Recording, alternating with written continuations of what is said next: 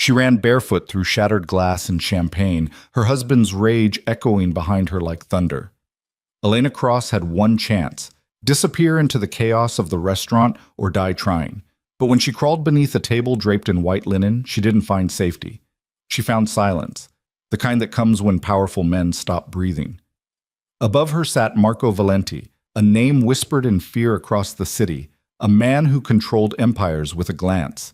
He saw her trembling hands, her bleeding feet, her desperate eyes, and he did not look away. If you want to see how Elena's story unfolds, stay until the end. Hit that like button and comment what city you're watching from. I want to see how far this story travels. Booked. The restaurant was called Celestine, and it was the kind of place where silence costs more than noise. Crystal chandeliers hung like frozen waterfalls above tables dressed in cream and gold. The air smelled of seared wagyu and desperation masked by cologne. Waiters moved like shadows, trained to see nothing, hear less. It was a place where deals were made in whispers and enemies smiled over wine. Elena Cross sat across from her husband, David, and tried to remember how to breathe. Her hands were folded in her lap, hidden beneath the table, fingers knotted so tightly her knuckles had gone white. She wore a dress he'd chosen, emerald silk that clung to her like a second skin, elegant and suffocating. Her hair was pulled back in a sleek chignon. Her makeup was perfect. She looked like a woman who had everything. She felt like a woman with nothing left to lose. David was talking. He was always talking. His voice was smooth, controlled, the kind of voice that charmed investors and intimidated assistants. Tonight, it had an edge, a sharpness that made her stomach twist. "You embarrassed me today," he said quietly, cutting into his steak with surgical precision. "At the gallery, in front of the Hendersons." Elena's throat tightened. "I didn't mean to. You contradicted me. I was just... You made me look weak." His eyes lifted, and for a moment she saw it. The thing that lived beneath his charm, the thing that only she ever saw, cold, calculating, cruel. "I'm sorry," she whispered. He smiled. It didn't reach his eyes. "I know you are." He reached across the table, his hand closing over hers. To anyone watching, it looked tender. But his grip was too tight, his thumb pressing into the bruise he'd left 2 nights ago when she'd dropped a glass during one of his dinner parties. "We'll talk about it at home," he said softly. And she knew what that meant. The waiter appeared, refilling their wine. Elena watched the deep red liquid swirl into her glass and thought about drowning, about disappearing, about all the ways a person could vanish without ever leaving the room. David released her hand and returned to his meal, his control restored. He talked about the merger, about the Hendersons, about expansion plans and quarterly projections. She nodded when expected, smiled when required, and felt herself shrinking with every passing second. Then his phone buzzed. He glanced at it, frowned, and stood abruptly. "I need to take this. Don't move." He walked toward the lobby, his posture rigid, his voice already rising as he answered the call. Elena sat alone at the table, her pulse hammering in her ears. She looked around the restaurant. Couples leaned close over candlelight. A group of businessmen laughed too loudly near the bar. A woman in diamonds touched her companion's wrist and whispered something that made him grin. No one looked at her. No one ever did. She was a ghost in emerald silk, a decoration on David Cross's arm, a woman whose name appeared on charity galas and society pages, but whose voice had been erased years ago. Her fingers trembled as she reached for her wine. That's when she heard David's voice, louder now, cutting through the ambient hum of the restaurant. "I don't care what he said. You tell him if he backs out now, he's done. Finished. I will bury him." The warmth drained from Elena's face. She knew that tone, the one that came before the storm, before his hand found her wrist, her throat, her hair, before the apologies that never meant anything, before the promises that tomorrow would be different. Tomorrow was never different. David returned to the table, his face flushed, his jaw tight. He didn't sit. He stood over her, radiating fury barely contained beneath his tailored suit. "We're leaving," he said. "David, what?" "Now." His hand closed around her upper arm, yanking her to her feet. Pain shot through her shoulder. She gasped, stumbling in her heels. David, please! Shut up. He started dragging her toward the exit, his grip bruising, his stride too fast for her to match. She tried to keep up, tried to stay quiet, tried not to make a scene. That was the rule.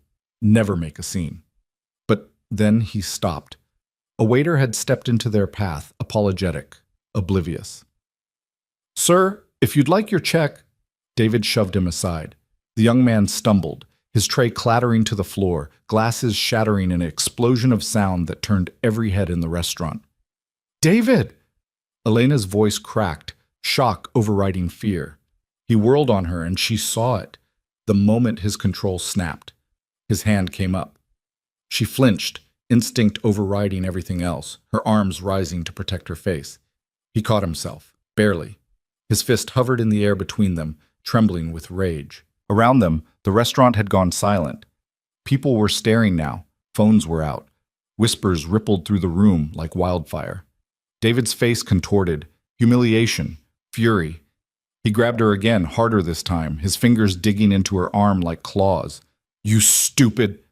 Something inside Elena broke. She wrenched free. For the first time in 3 years, she pulled away from him with every ounce of strength she had, and his shock gave her just enough time. She ran. "Elena!" His voice exploded behind her, but she didn't stop. She kicked off her heels mid-stride, her bare feet slapping against marble as she bolted toward the back of the restaurant. She didn't know where she was going. She just knew she couldn't let him catch her. Not tonight. Not again. The restaurant blurred around her. Startled faces, half-risen guests, a waiter frozen with a bottle of wine. She heard David shouting, heard his footsteps pounding after her, heard the chaos erupting in her wake. She burst through a door marked private and found herself in a dimly lit corridor. Wine storage, event rooms, staff exits, and a dining room at the end of the hall, its doors slightly ajar. She ran for it. Behind her, David's voice was getting closer. "Elena, stop! You're making this worse!" She shoved through the doors and stumbled into a private dining room, and froze. The room was smaller than the main restaurant, intimate and shadowed. A single long table dominated the space, set with dark wood and low candlelight, and around it sat 6 men. They had stopped mid-conversation. Every pair of eyes turned toward her. Elena's breath caught in her throat. These were not businessmen, not society elites sipping wine and discussing portfolios. These were predators. She could feel it in the way they watched her, still, assessing, dangerous.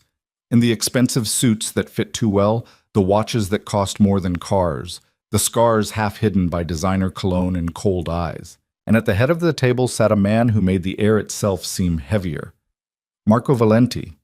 She didn't know his name, not yet. But she knew what he was. She could see it in the way the others deferred to him without moving, the way his silence commanded more respect than any words could. He was in his late 30s, dark-haired and sharp-featured, his suit tailored to perfection. His eyes were the color of smoke and stone, and they held hers with an intensity that made her feel like she was standing on the edge of a cliff. He didn't speak. Neither did she. Behind her, David's footsteps echoed down the corridor. Panic surged through her. She looked around wildly. No other exit, no windows, nowhere to go. Her eyes dropped to the table. It was long, covered in a heavy white cloth that reached nearly to the floor. She didn't think. She dropped to her knees and crawled beneath it. The tablecloth fell around her like a curtain, plunging her into shadow. Her heart slammed against her ribs. Her breathing was too loud, ragged, and desperate. She pressed her hands over her mouth, trying to muffle the sound. Above her, she heard a chair shift. Then Marco's voice, low and calm. "Gentlemen?" The door slammed open. "Where is she?" David's voice was wild now, stripped of its usual polish. Elena squeezed her eyes shut, her whole body trembling. "Excuse me?" Marco's tone didn't change. Still calm, still quiet. But something in it made the room temperature drop. "My wife. She ran in here. Where is she?" Silence. Elena could hear her own heartbeat, could feel the cold marble beneath her bare feet, the rough wood of the table leg against her shoulder, could smell wine and fear and expensive leather. "I don't know what you're talking about," Marco said, "but you're interrupting a private meeting. I saw her come in here. You saw wrong." David's breath hitched. Elena could picture him, scanning the room, his mind racing, his control slipping further with every second. She's here. I know she is. You need to leave. Marco's voice was softer now, almost gentle, and somehow that made it more terrifying. Do you know who I am? David Cross. Cross Capital. You'll leave. Not a threat, a fact. Or my colleagues will help you leave. Your choice. The room went still. Elena held her breath. She heard David's ragged breathing, heard his shoes scuff against the floor, heard the moment his survival instinct overpowered his rage. This isn't over, he said finally, his voice shaking. Yes, Marco said quietly. It is. Footsteps retreated. The door closed. Silence settled over the room like snow. Elena stayed frozen beneath the table, her mind blank with shock and adrenaline. She didn't dare move, didn't dare breathe too loudly. Above her, she heard the scrape of a chair, then Marco's voice, calm and commanding. Clear the room. Boss, now. Footsteps moved toward the exit. Low murmurs, the sound of the door opening and closing. Then nothing. Elena waited, her muscles locked, her thoughts spiraling. He was going to expose her, turn her over to David. Or worse. You can come out. His voice was quiet, almost conversational. She didn't move. I'm not going to hurt you. Still, she stayed frozen. A long pause. Then she heard him move, his footsteps slow and deliberate as he walked around the table. He stopped a few feet away and crouched down, lifting the tablecloth just enough to see her. Their eyes met. Elena's breath caught. Up close, his face was harder than she'd thought. A scar cut through his left eyebrow. His jaw was sharp enough to cut glass. But his eyes, those smoke-gray eyes, held something she didn't expect. Not cruelty, not pity. Curiosity. Are you hurt? He asked. She couldn't speak, could only stare at him, her mind blank with fear and exhaustion. He glanced down at her feet, at the cuts from the broken glass, the smears of blood on the marble. His jaw tightened. Come out, he said again, his voice gentler this time. Slowly. She didn't trust him, but she didn't have a choice. Slowly, shakily, she crawled out from beneath the table. Her legs barely held her as she stood, swaying on her feet. The room tilted. Marco caught her elbow, steadying her. His touch was firm, but not forceful, controlled. Sit, he said, guiding her toward a chair. She sank into it, her whole body trembling. He stepped back, giving her space, and studied her for a long moment. His gaze swept over her torn dress, her bruised arm, her bleeding feet. He said nothing, but his expression darkened. Finally, he turned and walked to a side table, pouring a glass of water from a crystal decanter. He brought it to her. Drink. She took it with shaking hands and drank, the cool water soothing her raw throat. He waited until she'd finished, then pulled out the chair across from her and sat down, his movements unhurried. What's your name? He asked. Elena. Her voice was barely a whisper. Elena. He repeated it as if testing the weight of it. I'm Marco. She nodded, not trusting herself to speak. Who was that man? My husband. Something flickered in his eyes. Not surprise. Something colder. He does this often? She looked down at her hands, at the bruises blooming purple beneath the skin. I should go, she whispered. Where? The question stopped her cold. Where would she go? Back to David? To the house that felt like a prison? To the life where she was nothing more than an accessory? I don't know, she admitted. Marco leaned back in his chair, his gaze never leaving her face. You can't go back to him tonight, he said. It wasn't a question. I don't have anywhere else. You do now. She looked up sharply, her eyes wide. He stood, pulling his phone from his pocket. I'm going to have someone take you somewhere safe.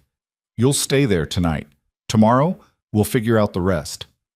Why? The word came out before she could stop it.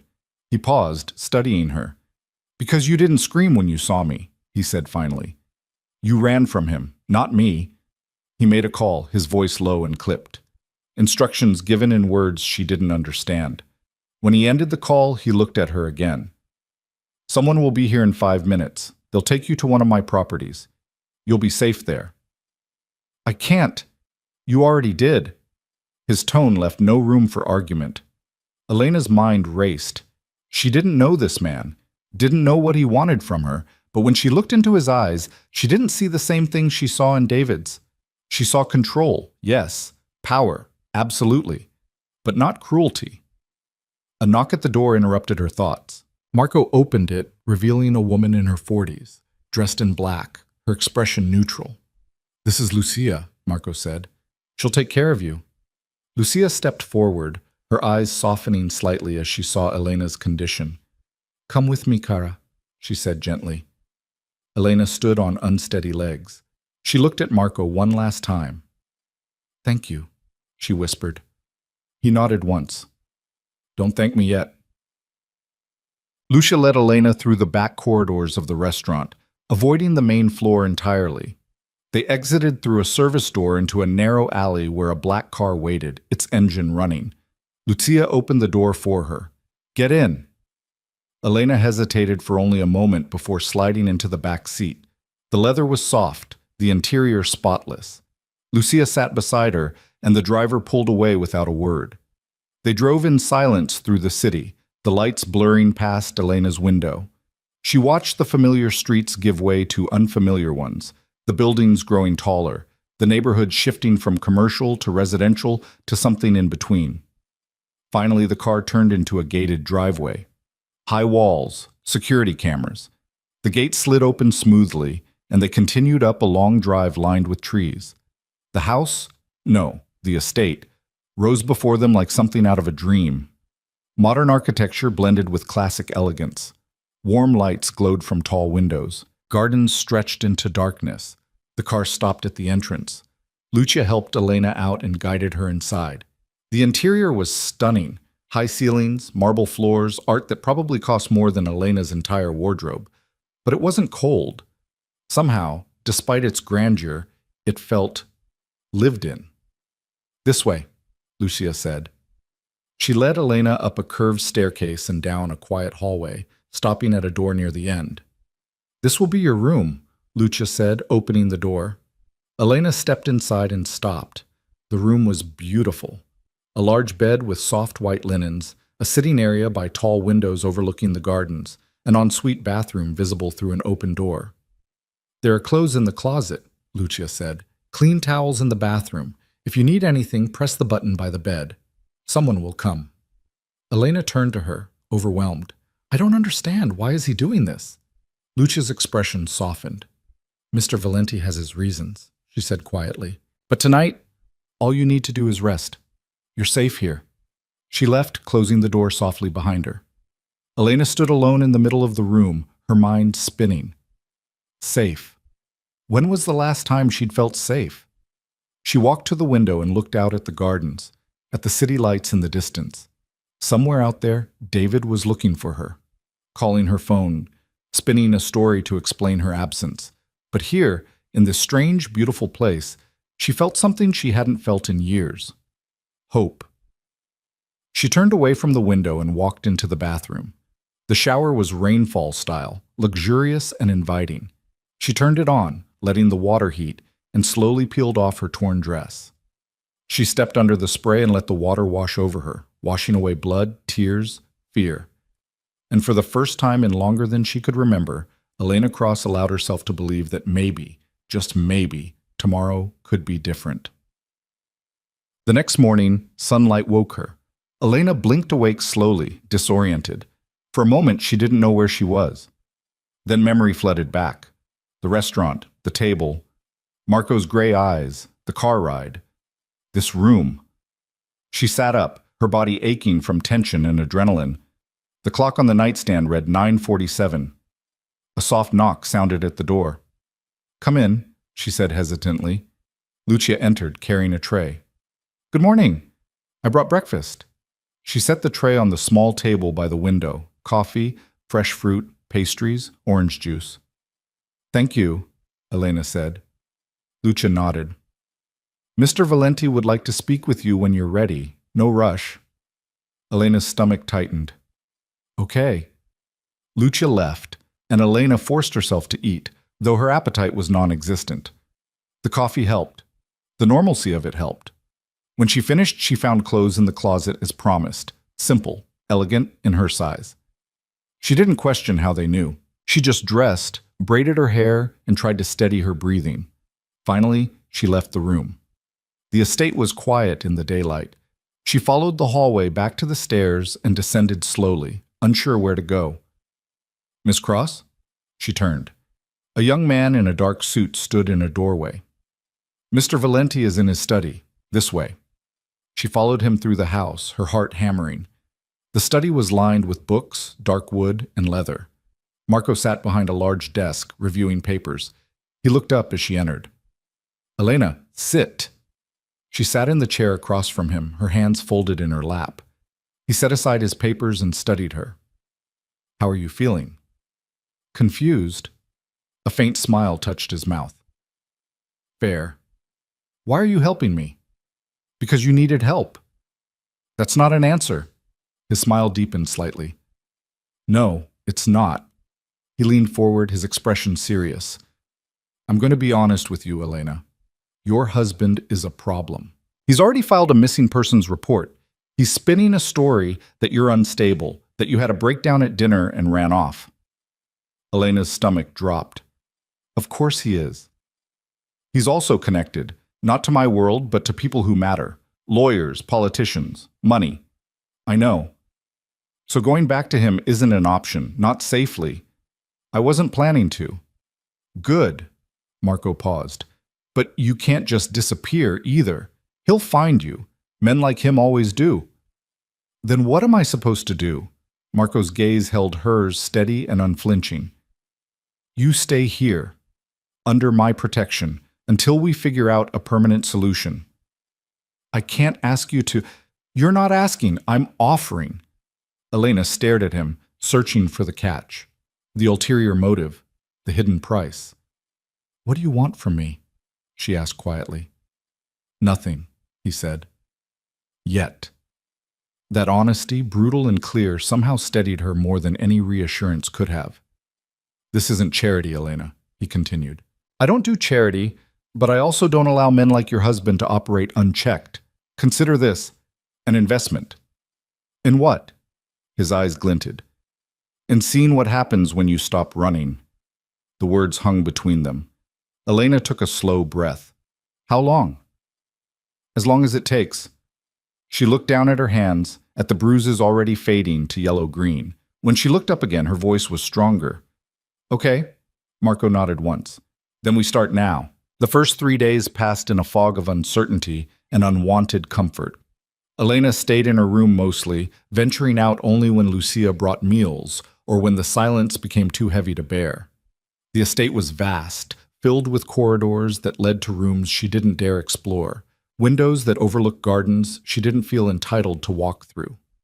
She was a guest, yes, but she was also a prisoner of her own hesitation, trapped between gratitude and suspicion. Marco kept his distance. She saw him only in passing, a glimpse of him crossing the foyer with men in dark suits, the sound of his voice from behind closed doors, the expensive scent of his cologne lingering in hallways after he'd already gone. He didn't seek her out, didn't check on her, didn't demand anything. And somehow, that was worse than if he had. On the fourth morning, Elena woke to find Lucia waiting in the sitting area of her room, a steaming cup of coffee already poured. "Mr. Valenti would like you to join him for breakfast," Lucia said. "Downstairs, 30 minutes." It wasn't a request. Elena showered quickly, dressed in one of the simple outfits from the closet, tailored black pants and a cream silk blouse, and braided her hair with trembling fingers. Her reflection looked calmer than she felt. The bruises on her arm had faded to shadows. The cuts on her feet had healed, but the tension in her shoulders remained. Lucia led her through the estate to a sun-drenched dining room that overlooked the gardens. The table was set for two. Marco was already seated, reading something on his tablet, a cup of espresso steaming beside him. He looked up as she entered. "Good morning." "Good morning." Her voice came out steadier than she expected. He gestured to the chair across from him. "Sit, eat." She sat, and almost immediately staff appeared with plates, Fresh fruit, warm pastries, eggs prepared perfectly, toast with butter that melted on contact. It was more food than she'd eaten in days. Marco set aside his tablet and watched her as she picked up her fork. "You've been avoiding me," he said. "I didn't think you wanted to see me. If I didn't want to see you, you wouldn't be here." Fair point. Elena took a bite of eggs, buying herself time. "I wasn't sure what you expected from me." "Nothing, yet," he echoed his earlier words. "But hiding in your room isn't sustainable." "I wasn't hiding." His look said he didn't believe her. She set down her fork. "What do you want from me, Marco?" He leaned back in his chair, studying her with those smoke-gray eyes that saw too much. "I want you to stop acting like you're waiting for permission to breathe," he said bluntly. "This isn't your husband's house. You're not walking on eggshells here." "I don't know how to be anywhere else." The words came out before she could stop them, raw and honest. Something shifted in his expression. Not pity. Something sharper. "Then learn," he said. She blinked. "What?" "You heard me. Learn. You're safe here, Elena. But safety isn't the same as freedom. If you want freedom, you have to take it." "I don't know how." "I know." He picked up his espresso, his gaze never leaving hers. "That's why you're going to let me teach you." Her pulse quickened. "Teach me what?"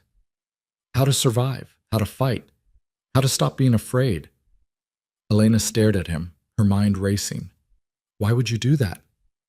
"Because you already did the hard part," Marco said. "You ran. Most people don't even get that far. They stay, they make excuses, they convince themselves it's not that bad. But you ran. That takes guts. Now we just need to sharpen them." She looked down at her hands, at the faint scars that would never fully fade. "What if I can't?" "You can." His voice was absolute.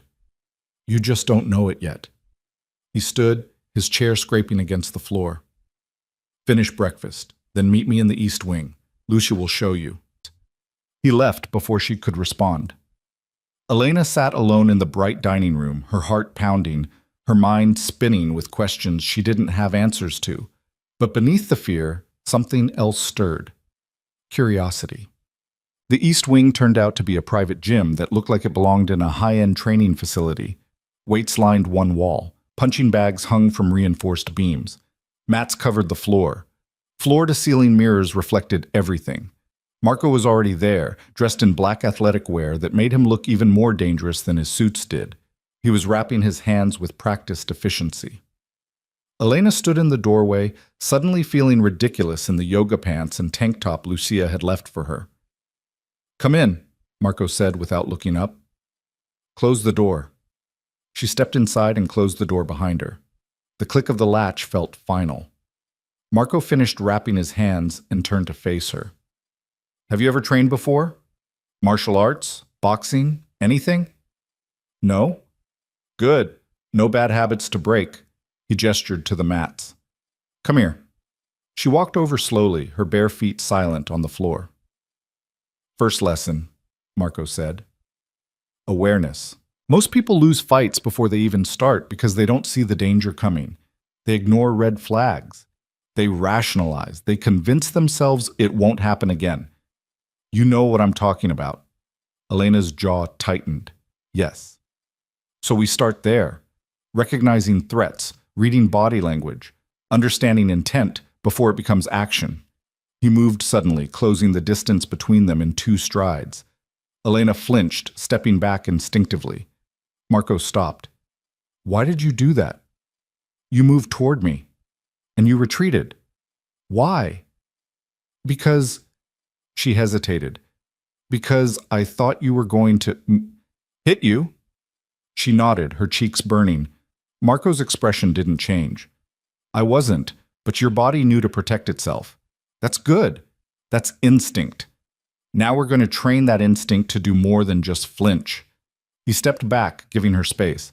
"Again, I'm going to move toward you. This time, don't retreat. Hold your ground." "I don't think I can try." He moved again, faster this time. Elena's breath hitched, but she forced herself to stay still, every muscle locked tight. Marco stopped inches from her. "Good. That's step 1. not running. I feel like I'm going to throw up. You'll get used to it. He moved back to a comfortable distance. Now we work on the rest. For the next 2 hours, Marco put her through drills that had nothing to do with punching or kicking. Instead, he taught her to read his movements, to anticipate his intentions, to recognize the subtle shifts in posture that signaled aggression.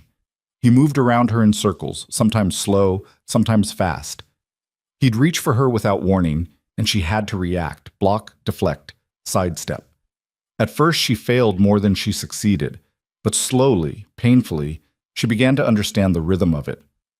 "Your husband," Marco said as they paused for water. "Did he ever telegraph his attacks?" Elena froze, the bottle halfway to her lips. "Answer me." She swallowed hard. "Yes." His jaw would tighten. His hand would curl into a fist. He'd get very still before he moved. Marco nodded. "Most abusers have patterns. They can't help it. Rage is predictable, even when it's chaotic. If you can recognize the pattern, you can prepare." "Prepare how?" "Leave before it starts. Fight back if you can't. Survive if you can't do either." He set down his water. "But you're past that now. You're here. So now we focus on making sure you never have to go back." They trained until her muscles screamed and sweat soaked through her clothes. Marco was relentless, patient, but unyielding, pushing her past the point where she wanted to quit. Finally, he called a halt. "Enough for today," he said. "You did well." Elena collapsed onto the mat, her chest heaving. "I feel like I got hit by a truck." "You'll feel worse tomorrow." He offered her a hand. She hesitated only a second before taking it. His grip was strong, steady, pulling her to her feet with ease. "Same time tomorrow," he said. "Every day?" "Every day." She nodded, too exhausted to argue. That night, Elena couldn't sleep. Her body ached in places she didn't know could ache. But more than that, her mind wouldn't stop replaying the day. Marco's voice, his instructions, the way he'd looked at her, not with pity or condescension, but with expectation. Like he believed she could do this. She got out of bed and walked to the window, looking out at the gardens bathed in moonlight. Somewhere beyond those walls, David was still looking for her, still calling her phone, still convinced she'd come back. But for the first time, Elena didn't feel the pull of obligation, didn't feel the weight of his voice in her head telling her she was nothing without him. She felt something else, anger. Yeshan. The next 3 weeks fell into a brutal routine. Every morning, Elena trained with Marco. He taught her to punch without breaking her thumb, to kick without losing her balance, to use her opponent's momentum against them. He taught her to breathe through pain, to think through fear, to move when every instinct screamed at her to freeze. And slowly, impossibly, she got stronger. Her body changed, muscles defined beneath her skin, her reflexes sharpened. The hesitation that had plagued her for years began to fade, replaced by something harder, something colder. Marco watched her transformation with quiet approval. He pushed her harder when she showed weakness, backed off when she pushed too far. He learned her limits and then taught her to break them. But he never touched her unnecessarily, never crossed lines, never asked for anything beyond her effort. One afternoon, after a particularly grueling session, Elena found herself on her back on the mat, staring at the ceiling, her chest heaving. Marco stood over her, barely winded. "Get up." "I can't." "Yes, you can." "I'm serious. I'm done." He crouched beside her, his expression unreadable. "When your husband came at you, did you get to call a timeout?" Her jaw clenched. "No." "So get up." She wanted to argue, wanted to scream at him that this wasn't fair, that she'd already given everything she had, but instead she rolled onto her side, pushed herself to her knees, and stood. Marco nodded. Again, it wasn't just physical training. In the evenings, Marco would sometimes join her for dinner, not every night, but often enough that she stopped being surprised by his presence. They'd eat in the dining room or on the terrace, and he'd ask her questions about her life before David, about her family, about the choices that had led her to that restaurant, to that table, to him. At first she gave short answers, guarded and careful, but Marco had a way of listening that made her want to keep talking. He didn't interrupt, didn't judge, just listened with that focused intensity that made her feel like every word mattered. My parents died when I was 22, she told him one night over wine and pasta. Car accident. I was in grad school, studying art history. Suddenly, I had no family, no safety net, nothing. David was there. He was charming, successful. He made me feel safe. And then? And then he made me feel like I owed him for that safety. She took a sip of wine. Little things at first, suggestions about what to wear, who to talk to, then bigger things, where I could go, who I could see. By the time I realized what was happening, I didn't know how to get out. Marco swirled his wine, his gaze distant. Control is a slow poison. It doesn't kill you all at once. It just makes you forget what it felt like to be alive. She looked at him sharply. You sound like you know. Everyone knows, he said quietly. One way or another. She wanted to ask what he meant, wanted to know what ghosts lived behind those gray eyes. But before she could, he changed the subject. You said you studied art history. Yes. Do you miss it? The question caught her off guard. I don't know. I haven't thought about it in years. Why not? Because David said it was impractical, that I needed to focus on being his wife, supporting his career. Marco's jaw tightened. And you believed him? I didn't have a choice. You always have a choice, Elena, even when it doesn't feel like it.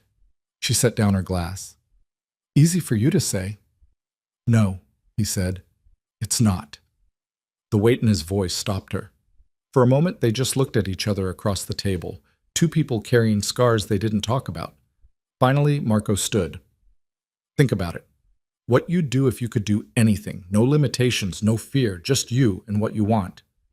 He left her alone on the terrace, the question hanging in the air like smoke. 4 weeks into her stay, Elena woke to the sound of raised voices downstairs.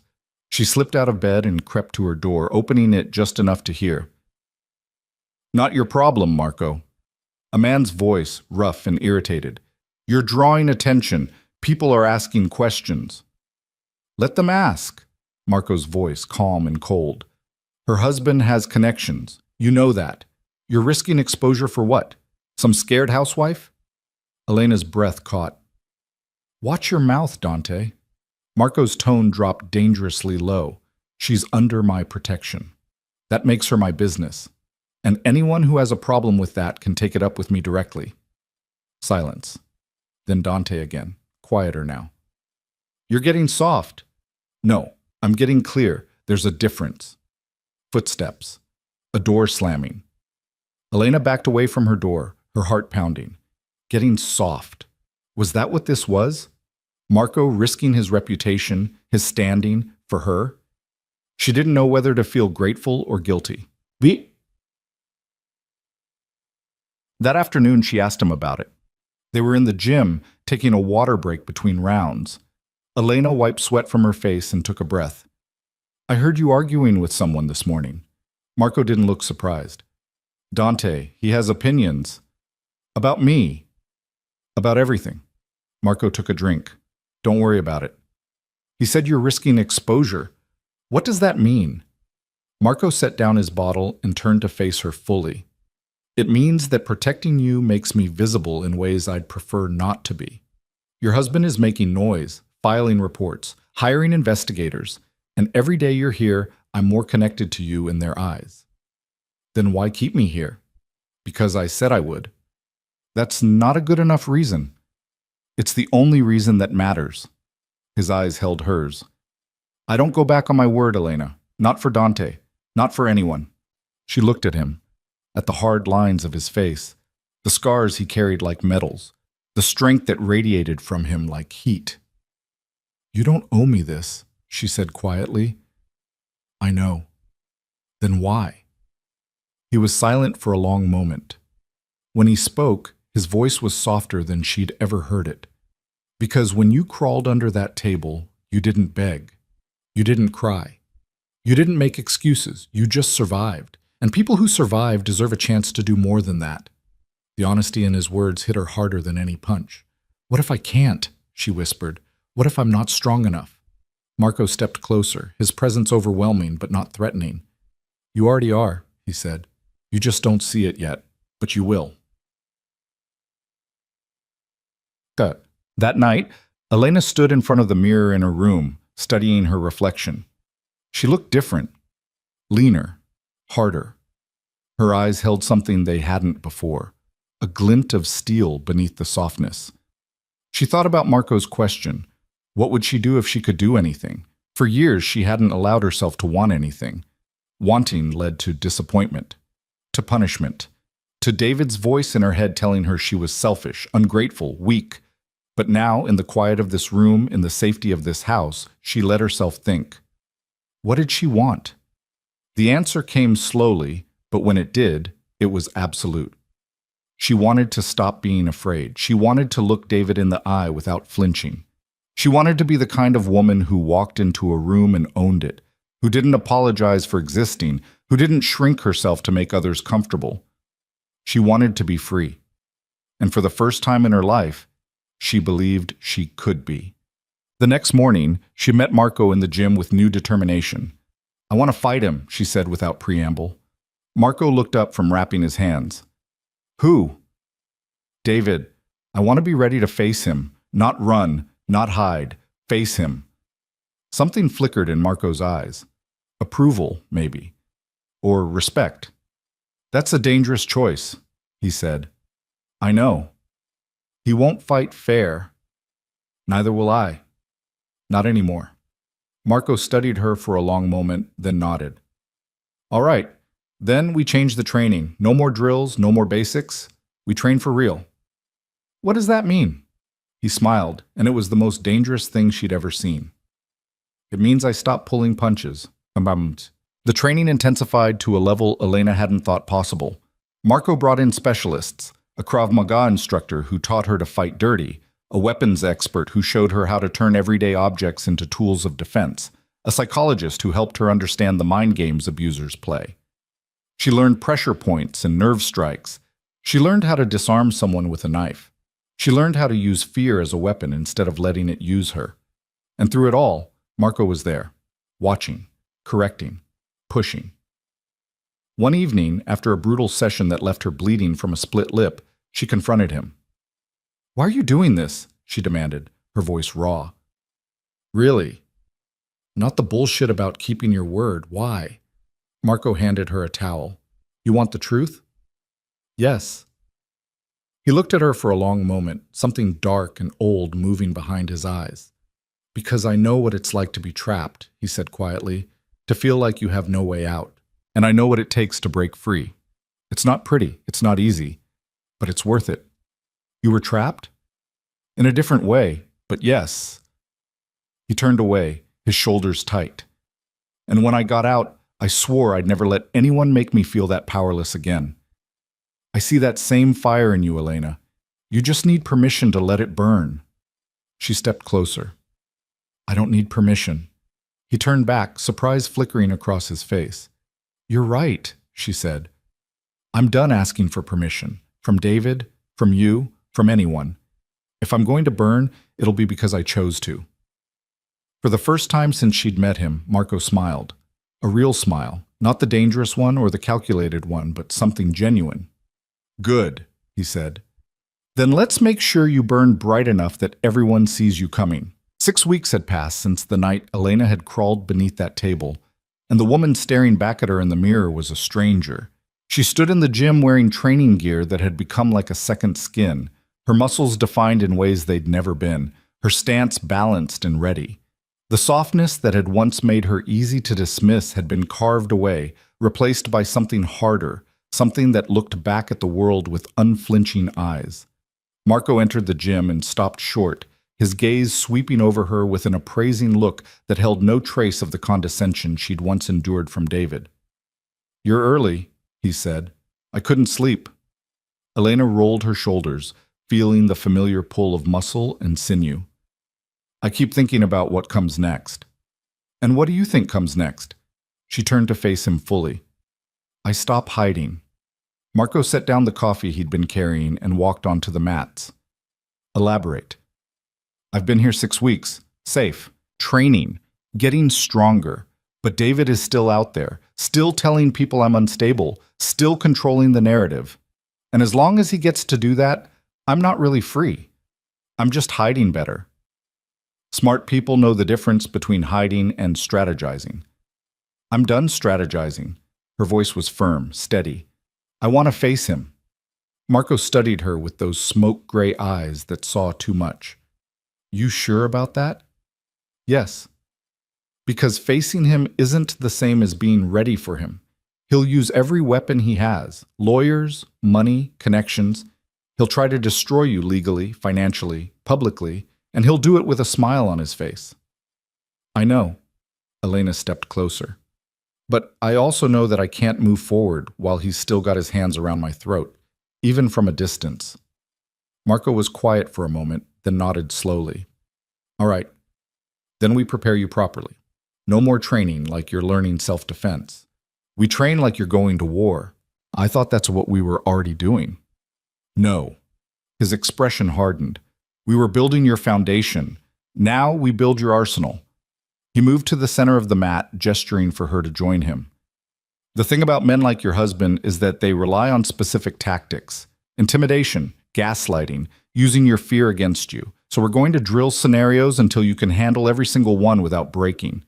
Elena joined him on the mat. How? By putting you through them, over and over, until the fear becomes background noise. He paused. It won't be pleasant. I'm not looking for pleasant. I'm looking for effective. Something almost like pride flickered across Marco's face. Then let's begin. What followed was unlike anything they'd done before. Marco didn't just teach her to fight physically. He recreated the psychological warfare David had mastered. He'd shift from supportive instructor to cold interrogator without warning, using David's words, David's tone, David's tactics to see if she'd crack. You're being dramatic, Marco said, his voice taking on David's smooth condescension as they sparred. You always overreact. Maybe if you'd just calm down. Elena's fist connected with the pad he held, harder than before. You think you're strong now? Marco continued, circling her. You think you're different? You'll go running back the moment things get hard. You always do. She pivoted, her kick landing solid. I'm not running. You're pathetic. Who's going to believe you? You're nobody without me. Elena's jaw clenched, but her hand stayed steady. She struck again and again, each hit more controlled than the last. Good, Marco said, dropping the act. You're learning to separate his words from reality. Again. They went through it over and over, Marco playing the role of aggressor with an accuracy that made Elena's skin crawl. But each time she responded with less emotion and more precision. The words that once would have shattered her began to lose their power. During a water break, Elena leaned against the wall, her chest heaving. How do you know exactly what to say? Marco took a long drink before answering. Because men like David are predictable. They all use the same playbook. Isolate, undermine, control. I've seen it 1,000 times. In your work? And in life. He set down his bottle. My father was a master at it. Made my mother believe she was nothing without him. By the time I was old enough to understand what was happening, she was too far gone to save. Elena looked at him sharply. He'd never spoken about his family before. What happened to her? She stayed until it killed her. Heart attack at 47. His voice was flat, emotionless. The doctor said it was stress. I knew it was him. I'm sorry. Don't be. Just don't end up like her. That's why we're doing this. The weight of that confession settled between them. Elena straightened, pushing off the wall. Then let's keep going. I'm not done yet. Marco's expression shifted into something almost like a smile. No, you're not. They trained until Elena's muscles screamed and her mind felt scraped raw. But when they finally stopped, she felt something she hadn't in years. Powerful. Not just physically, but mentally. The words that had once controlled her had become nothing more than sounds. That evening, Lucia found Elena in the library, paging through old art history books she'd discovered on the shelves. Mr. Valenti asked me to give you this, Lucia said, handing her a small folder. Elena opened it and found legal documents inside. restraining order paperwork, divorce filings, documentation of abuse with statements from medical professionals who'd examined her injuries when she'd first arrived. He had his lawyers prepare everything, Lucia said quietly. All you have to do is sign, and they'll file it tomorrow. Elena's hands trembled slightly as she looked through the papers. It was all there, laid out in clinical language. A roadmap to freedom. Why now? Elena asked. Because he knows you're ready. Lucia's expression softened. And because he wants you to know you have options. Always. After Lucia left, Elena sat with the papers for a long time. Signing them would mean making this real. No more hiding, no more waiting. It would mean David would know where she was, what she was doing.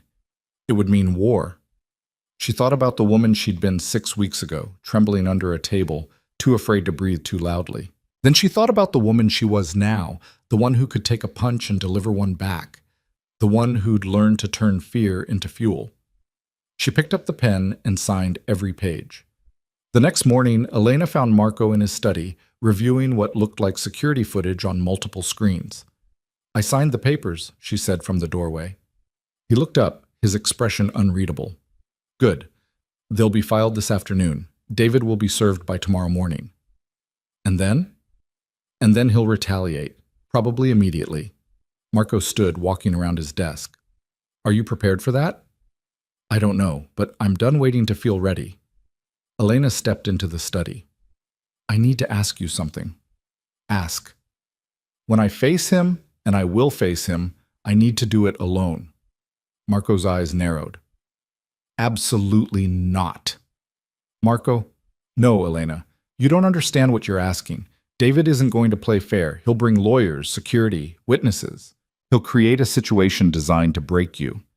Then I'll break him first. Her voice was steel. You've spent 6 weeks teaching me to be strong, to fight back, to stop being a victim. But if you're standing next to me when I face him, I'm still being protected. I'm still someone who needs saving. I need to prove to myself more than anyone that I can do this. Marco was quiet for a long moment, his jaw tight. This isn't about proving anything. Yes, it is. It's about proving to myself that I'm not the woman he married, that I'm not the woman who let him control every aspect of my life. I need to look him in the eye and show him that he has no power over me anymore. And I can't do that if you're there. You could get hurt. I've been hurt before. The difference is now I know how to hurt back. Marco stared at her, and she could see the war happening behind his eyes. The instinct to protect versus the understanding that she was right. Finally, he exhaled slowly. You're not going in completely alone, he said. Compromise. You face him yourself, but I have people positioned nearby, close enough to intervene if things go wrong, far enough back that you handle it yourself. Elena considered this. Deal. But they don't step in unless I'm in actual danger. Define actual danger. Unless he puts his hands on me, words I can handle. Marco's expression was grim. You're sure about this? More sure than I've ever been about anything. He nodded slowly. Then we'll set it up. But on your terms, in a controlled environment. Not his office, not your old house. Neutral ground. Where? A dark smile crossed Marco's face. I know a place. 3 days later, Elena stood in an empty warehouse in the industrial district, waiting.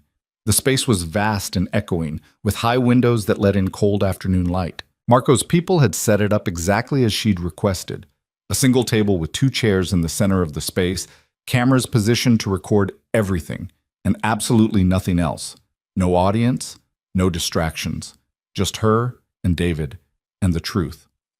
Marco had wanted to stay, had argued for it until Elena had physically pushed him toward the door.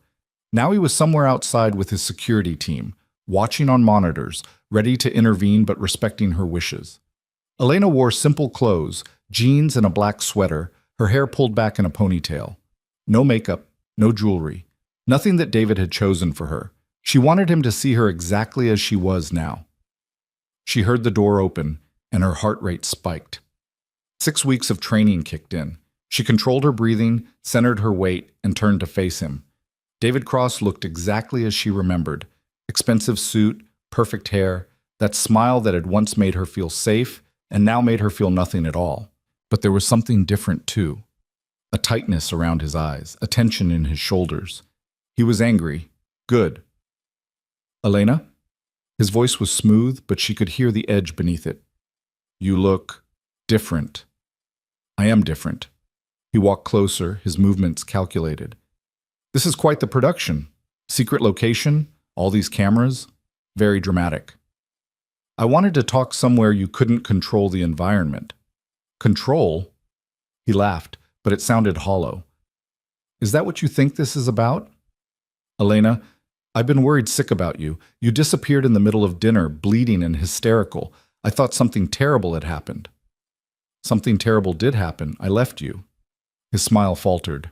You're not well. You need help. Come home, and we'll get you the treatment you need. Elena felt the familiar pull of his words, the way he twisted reality to suit his narrative. But this time, instead of doubt, she felt clarity. No, she said simply. No? His eyebrows rose. Elena, you're not thinking clearly. Look at yourself. You're living in some warehouse, playing dress-up in cheap clothes, pretending to be someone you're not. This isn't you. You're right. The woman you married isn't me. She was someone I pretended to be because I was too afraid to be anything else. David's expression darkened. You're being manipulated. Whoever's been hiding you, they're using you. Can't you see that? They're probably after money or leverage or... The only person who ever manipulated me was you. The words hung in the air between them. David's mask slipped. For just a second, she saw the rage beneath the charm. Watch your tone. Or what? Elena stepped closer, and she saw his surprise. The old Elena would never have challenged him. You'll raise your voice? Grab my arm? Tell me I'm being dramatic? Go ahead, David. Show me who you really are. The cameras are already recording. His jaw clenched. You think you're clever, don't you? Setting all this up, getting it on video. But you forget, I have lawyers, real ones. They'll tear apart whatever narrative you're trying to build. I'm not building a narrative, I'm telling the truth. And the truth is that you spent 3 years breaking me down piece by piece until I forgot what it felt like to be whole. You isolated me from my friends, controlled my money, decided what I wore and where I went and who I talked to. And when I didn't comply perfectly, you punished me. I never hit you. You did, multiple times. But even if you hadn't, abuse isn't just physical. You know that. You're smart enough to know exactly what you were doing. David's hands curled into fists at his sides. You're making a mistake. If you go through with this divorce, I will destroy you. I will make sure everyone knows how unstable you are, how you abandoned your marriage, your responsibilities. No one will believe you. I don't need everyone to believe me. I just need to believe myself. He moved toward her then, fast and angry, exactly like he used to. And 6 weeks ago, she would have flinched, would have stepped back, would have apologized. Instead, Elena stood her ground. David stopped inches from her face. You think you're strong now? You think whatever you've been doing these past weeks has changed anything? You're still mine, Elena. You'll always be mine. And when this little rebellion is over, you'll come crawling back. No, David. Her voice was steady, calm. I won't. Because you don't own me. You never did. You just convinced me that you did. But I'm awake now, and I see you for exactly what you are. A sad, insecure man who only feels powerful when he's making someone else feel small. His hand came up, fast and instinctive. Elena was faster. She caught his wrist mid-air, her grip iron tight, every hour of training compressed into that single moment. David's eyes went wide with shock. Don't, Elena said quietly. You don't get to touch me ever again. She released his wrist and stepped back, her heart pounding, but her hands steady. David stared at her like he was seeing her for the first time. What did they do to you? They didn't do anything. They just gave me space to remember who I was before you tried to erase me. This isn't over. Yes, it is. You're going to be served with divorce papers tomorrow. You're not going to contest them. You're going to give me everything I'm asking for, which isn't much, just my freedom and enough money to start over. And in exchange, I won't go public with 3 years' worth of documented abuse. You're bluffing. Elena walked to the table and picked up a folder she'd placed there earlier. She opened it, showing him photographs of her bruises, medical reports, timestamps, witness statements from staff at their house who'd seen more than David realized. This is what your lawyers will be fighting against, she said, along with security footage from the restaurant where you lost control in front of 50 witnesses. So no, David, I'm not bluffing. I'm giving you an out. Take it. His face had gone pale. You manipulative little... Choose your next words carefully, Elena said, because everything you say is being recorded.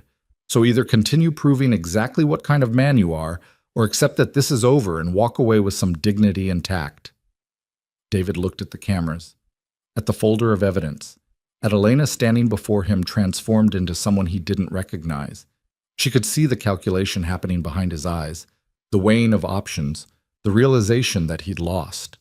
Finally, he straightened his tie, his mask sliding back into place. You'll regret this. The only thing I regret is not leaving sooner. He stared at her for one long moment, and she stared back, unflinching. Then he turned and walked toward the door. David, she called after him. He stopped, looking back. If you ever come near me again, if you ever try to contact me, if you even think about me, I will release everything, every photo, every recording, every piece of evidence, and I will make sure everyone knows who you really are. Do we understand each other?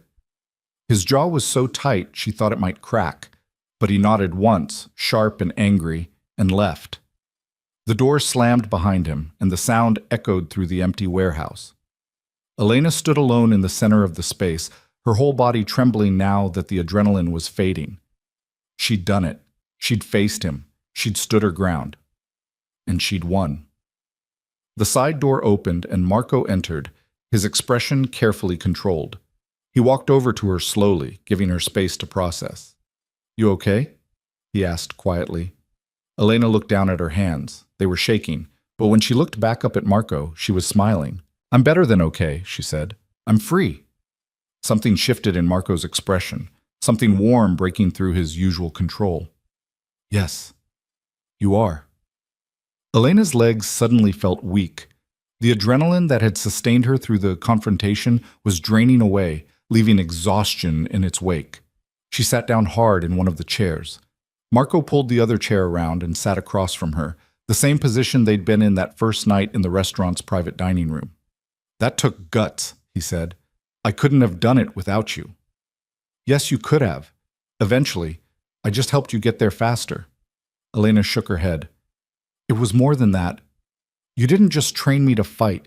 You taught me to believe I was worth fighting for.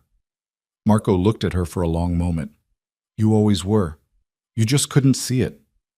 They sat in comfortable silence, the weight of what had just happened settling around them. Finally, Elena spoke. What happens now? Now his lawyers call my lawyers, they negotiate, and in a few weeks you'll be officially divorced with enough money to start whatever life you want. And us? The question came out before she could stop it. Marco's expression shifted into something unreadable. What about us? This arrangement, me staying at your house, the protection, does it end now? Do you want it to? Elena thought about the estate, the safety she'd found there, the routine she'd built. But more than that, she thought about the man sitting across from her, the one who'd seen her at her lowest and somehow believed she could be more.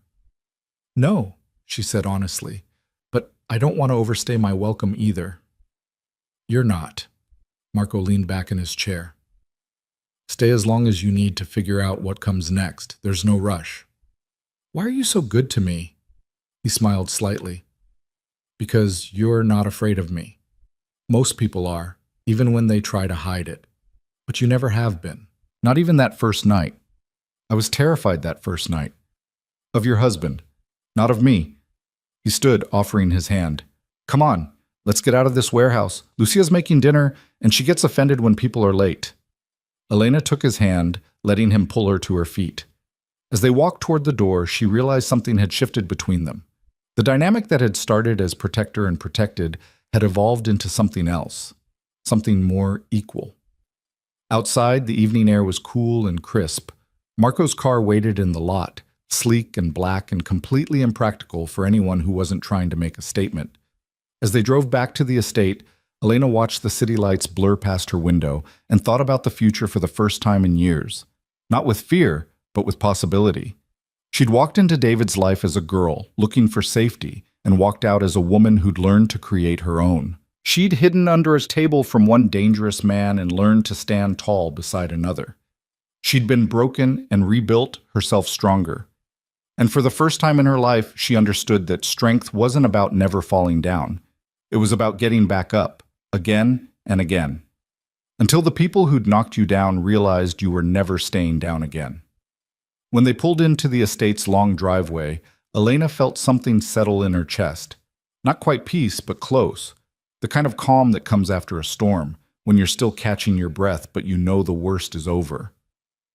Marco parked and turned off the engine, but didn't immediately get out. He turned to look at her, his expression serious. "What you did today," he said, "was extraordinary. I want you to know that. I was terrified the entire time. Courage isn't the absence of fear. It's acting despite it. You did that. Own it."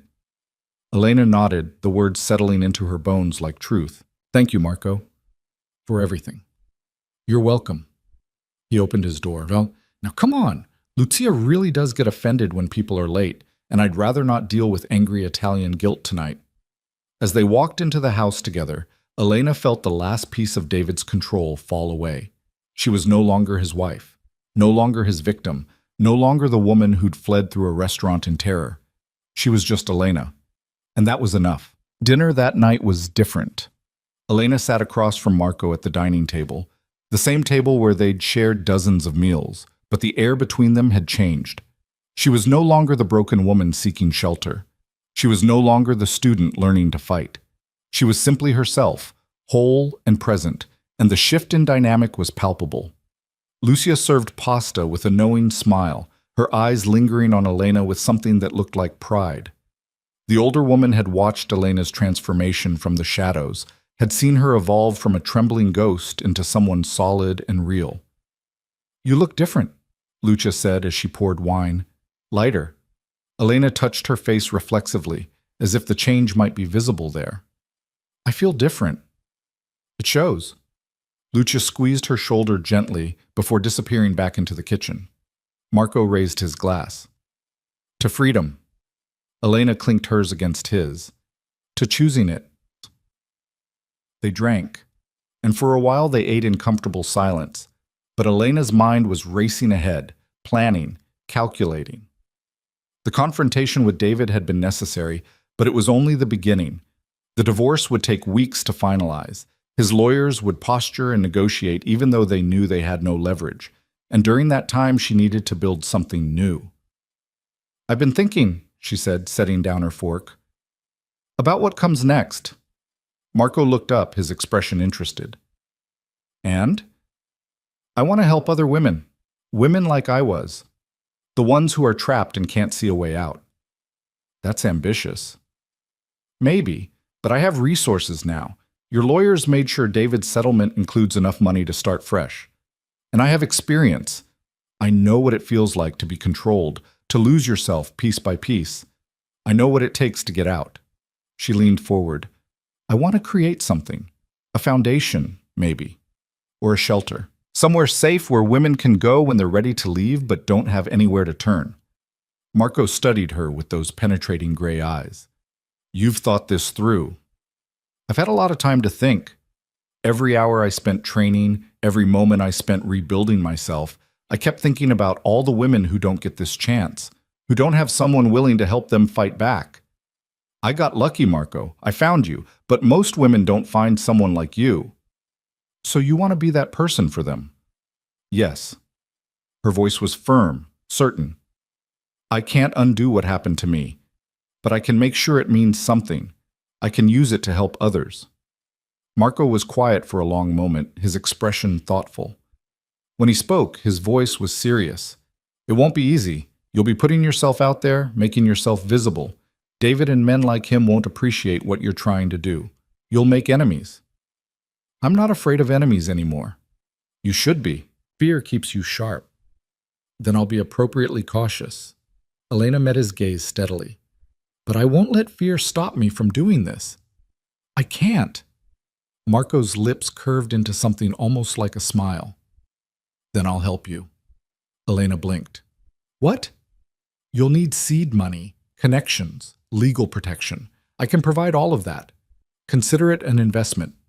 Marco, I can't ask you to, You're not asking. I'm offering. He leaned back in his chair. You think you're the first person I've seen trapped in a bad situation? You think your story is unique? It's not. And maybe it's time someone with resources actually did something about it instead of just watching it happen over and over. Elena felt something warm unfold in her chest. Why would you do this? Because you're right. You got lucky. Most don't. And because, he paused, seeming to choose his words carefully, because I've spent my entire life building an empire on fear and control. Maybe it's time I built something on hope instead. The honesty in his words took her breath away. This man, who ruled his world with iron control, who made hardened criminals nervous with a glance, was offering to help her build something good, something that mattered. Thank you, she said quietly. Don't thank me yet. We have a lot of work to do. Over the next 2 weeks, Elena threw herself into planning. She met with Marco's lawyers to discuss the legal framework for a nonprofit organization.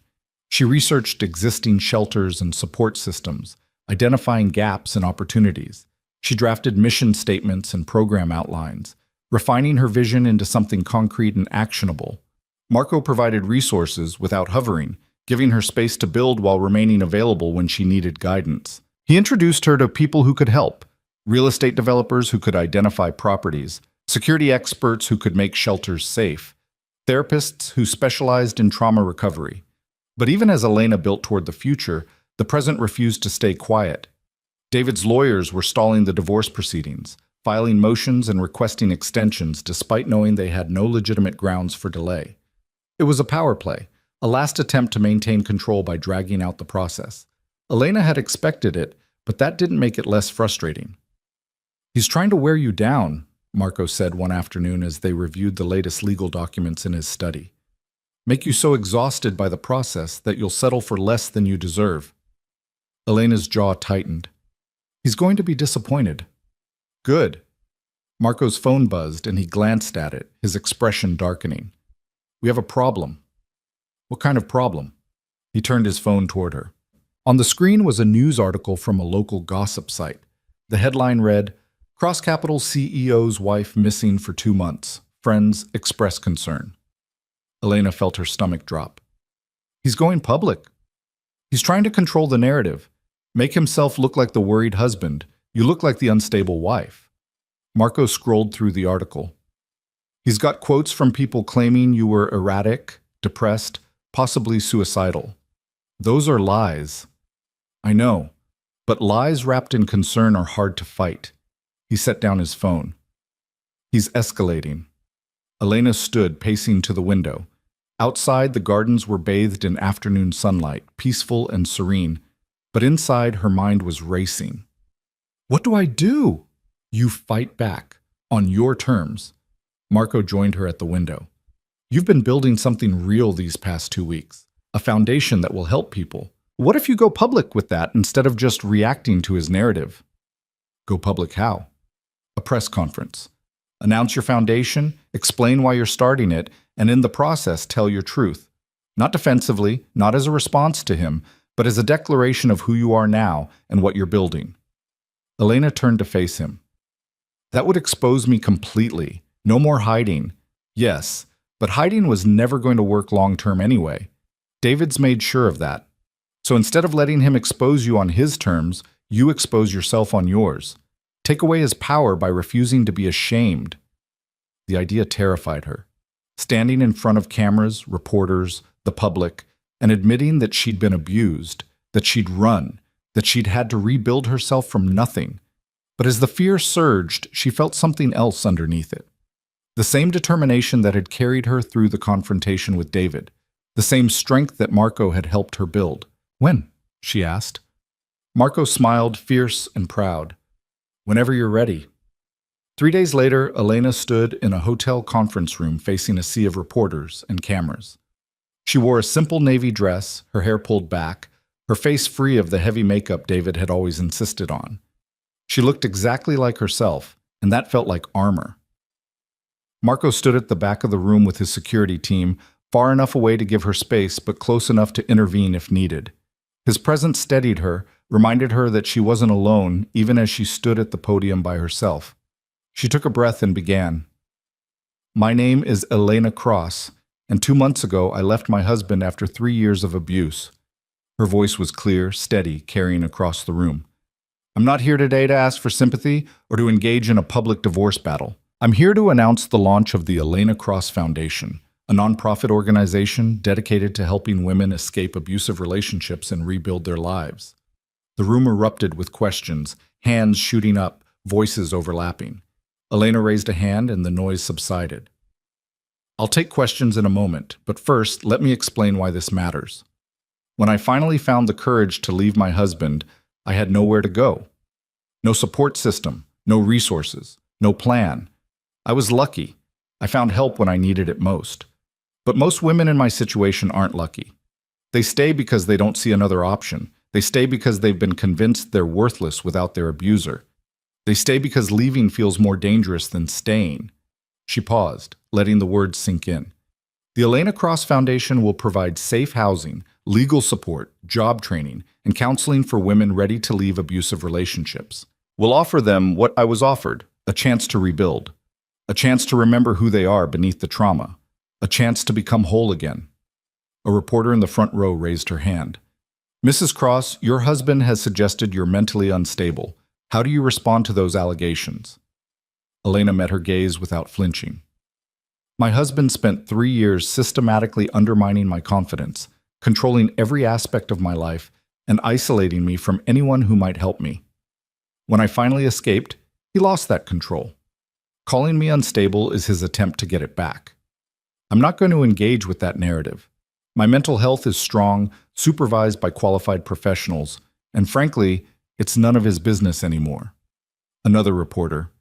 Do you have proof of the abuse you're alleging? Yes. Extensive documentation, including medical records, photographs, and witness statements. My lawyers have compiled everything, and it will be submitted as evidence in our divorce proceedings. I'm not going to litigate my marriage in the press, but I'm also not going to pretend it didn't happen. What would you say to other women in similar situations? Elena's expression softened. I'd say that leaving is terrifying, but staying is worse. I'd say that you are not crazy, you are not overreacting, and you are not alone. I'd say that the voice in your head telling you you're worthless is his voice, not yours. And I'd say that there is life on the other side of this. A good life. A life where you get to choose who you are and what you want. You just have to be brave enough to take the first step. The questions continued for another 20 minutes. Elena answered each one with calm precision, never defensive, never apologetic. She told her truth without shame, and with each answer she felt the last remnants of David's control fall away. When the press conference ended, Elena stepped away from the podium to scattered applause. Marco was waiting for her at the back of the room, his expression carefully neutral, but his eyes bright with something that looked like respect. Well done, he said quietly as they walked out together. I feel like I'm going to throw up. That's normal. You just exposed yourself to the world, but you did it with dignity.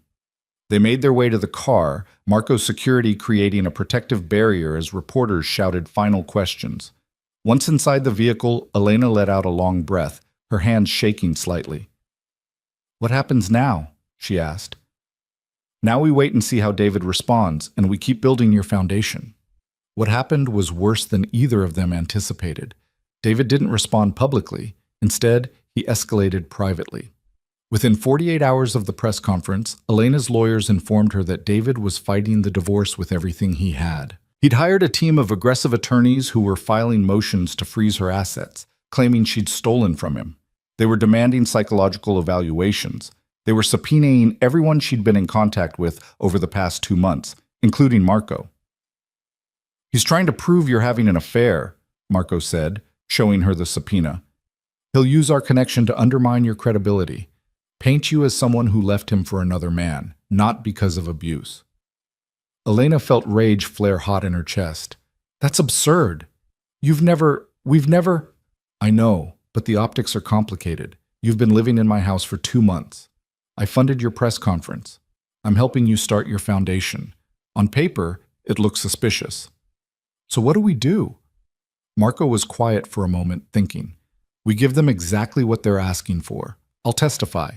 I'll explain the circumstances of how we met, why I offered you protection, what our relationship has been. The truth is on our side, Elena. We just have to make sure it's heard. They'll try to destroy you too. They'll dig into your business, your past. Let them. I have nothing to hide that they don't already know. His expression hardened.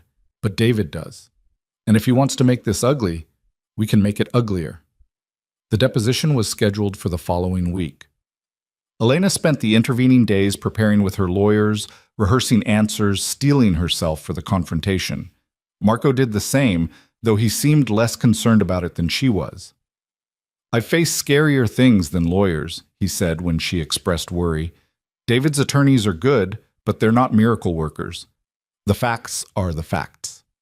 The morning of the deposition, Elena dressed in a charcoal suit that made her look professional and unshakable. She arrived at the lawyer's office with Marco, both of them projecting calm confidence even as the tension thrummed beneath the surface. David was already there, sitting with his legal team in a conference room that smelled of expensive cologne and desperation. When Elena walked in, his eyes tracked her movements with barely concealed rage. She sat across from him, her lawyer beside her, and met his gaze without fear. The opposing counsel began with standard questions. Timeline of the marriage. Reasons for leaving. Documentation of abuse. Elena answered each question clearly, factually, refusing to be baited into emotional responses. Then they shifted to Marco. Mrs. Cross, how did you meet Marco Valenti? I was fleeing my husband during a violent altercation at a restaurant. I hid in a private dining room where Mr. Valenti was conducting business. He offered me protection. And you accepted this protection from a complete stranger?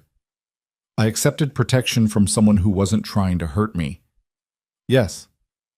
Isn't it true that Mr. Valenti is involved in organized crime? Elena's lawyer objected immediately. Relevance? David's attorney smiled thinly.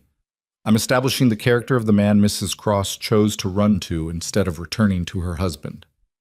Elena leaned forward. I ran from abuse. Where I ran to is irrelevant. What matters is that I had to run at all. The deposition continued for 3 grueling hours. They questioned every aspect of her relationship with Marco, trying to twist innocent gestures into something sordid. They showed photographs of her entering and leaving Marco's estate. They implied impropriety based on nothing but proximity. Elena refused to break.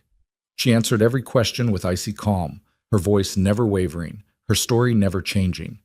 And when they finally dismissed her, she stood with her head high and walked out without looking back at David. Marco's deposition was scheduled for immediately after hers. Elena waited outside the conference room, pacing, while her lawyer took notes. An hour later, Marco emerged. His expression was unreadable, but there was a glint in his eye that suggested the opposing counsel hadn't enjoyed the experience. How did it go? Elena asked. They tried to imply I was running some kind of manipulation scheme. I explained in detail exactly what your husband had done to you and exactly why I chose to help.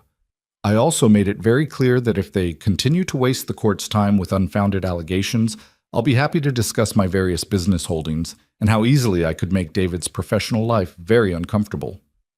Elena's lawyer looked alarmed. Mr. Valenti, I need to advise you. You need to advise me of nothing. I didn't threaten anyone. I simply stated facts. Marco's smile was sharp. Facts that David's lawyers understood perfectly. As they left the building, Elena felt something shift. The deposition had been designed to intimidate her, to make her doubt herself, to force her back into the role of victim. Instead, it had crystallized her resolve. He's not going to stop, she said as they walked to the car. Not until I make him. Marco opened the car door for her. What are you thinking? I'm thinking it's time I visited him, one more time, on my terms, to end this once and for all. Marco's expression darkened. Elena, I know what you're going to say, that it's dangerous, that he'll try to manipulate me, that I should let the lawyers handle it. She turned to face him. But this isn't about lawyers anymore. It's about making him understand that I'm done, completely. And the only way he'll understand that is if I tell him myself. Then I'm coming with you. No, This is something I need to do alone. Absolutely not. Elena put her hand on his arm. Marco, you've given me everything I needed to become strong enough for this. But if you're standing next to me when I face him one last time, it undermines everything I've built. I need to prove to him and to myself that I don't need protection anymore, that I am the protection. Marco stared at her for a long moment, conflict clear in his eyes. Finally, he nodded slowly. You're making a mistake. Maybe, but it's my mistake to make. 2 days later, Elena stood outside the home she'd once shared with David. The house loomed before her, all modern architecture and cold perfection, a monument to David's success and her imprisonment. She hadn't been back since the night she'd fled, and seeing it now felt surreal. She walked up to the front door and rang the bell. Her heart was pounding, but her hands were steady. She'd trained for this, prepared for this. She was ready. David opened the door himself, surprise flickering across his face before he masked it. Elena, this is unexpected. We need to talk. He stepped aside, gesturing for her to enter. She walked into the foyer, and the familiar smell of the place, his cologne, the cleaning products the housekeepers used, the scent of money and control, made her stomach turn. But she didn't run. She stood tall. David closed the door and turned to face her. I'm surprised you came here, after all your theatrics about how unsafe I made you feel. I came to end this. The divorce, the legal battles, all of it. I'm listening. Elena pulled an envelope from her bag and handed it to him. This is a settlement offer. You agree to everything I'm asking for, the divorce, the financial settlement, no further legal action, and in exchange, I don't release the full documentation of your abuse to the media. David opened the envelope, scanned the papers inside, and laughed.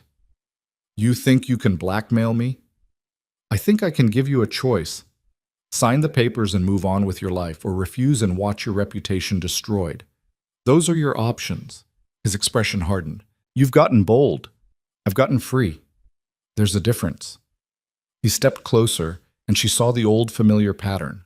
The way his shoulders tensed, the way his jaw clenched, the way his hands curled slightly.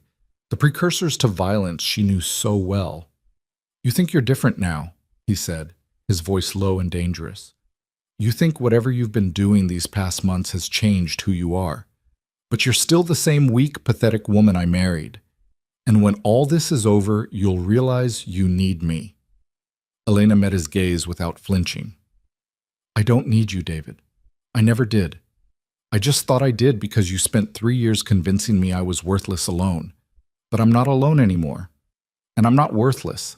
I'm exactly who I was always meant to be, someone you couldn't control. His hand shot out, grabbing her wrist. You don't talk to me like that. Elena moved without thinking, pure muscle memory from months of training. She twisted her wrist free, stepped inside his reach, and struck. Not hard enough to seriously injure, but hard enough to make her point. Her palm connected with his solar plexus, and David stumbled back, gasping. I told you, Elena said calmly, you don't get to touch me anymore. David stared at her, shock and rage warring on his face. You hit me! I defended myself. There's a difference. She picked up the envelope he'd dropped. You have 48 hours to sign these papers. If you don't, everything goes public. And trust me, David, I have nothing left to lose. But you? You have everything. Your reputation, your business, your standing in the community, all of it will burn. She turned and walked toward the door. Elena. His voice stopped her. When she looked back, he was still catching his breath, but his expression had shifted. The rage was still there, but underneath it was something else. Fear. He was afraid of her. The realization sent a surge of power through her veins. 48 hours, she repeated, and walked out. Outside, the afternoon sun was bright and warm. Elena walked to her car, not the one Marco had provided, but one she'd bought herself with her own money, and got in. Her hands were shaking, adrenaline flooding her system, but beneath it was something else. Pride. She'd gone into that house, the place where she'd been broken and controlled, and she'd walked out stronger. She'd faced David not as a victim, but as an equal, and she'd won. Her phone buzzed, a text from Marco. You alive? She smiled and typed back, "More than alive. I'm invincible." His response came immediately. "Don't get cocky, but well done." Elena started the car and drove away from the house, away from the life she'd left behind, toward the future she was building. She didn't look back. There was nothing behind her worth seeing anymore. 36 hours later, her lawyer called. David had signed the papers. The divorce would be finalized within the week. He'd agreed to everything, the settlement, the terms, the non-disclosure agreement that would keep him from ever publicly discussing their marriage. It was over. Elena stood in Marco's study when she got the news, the phone still in her hand, the reality of it settling over her like snow.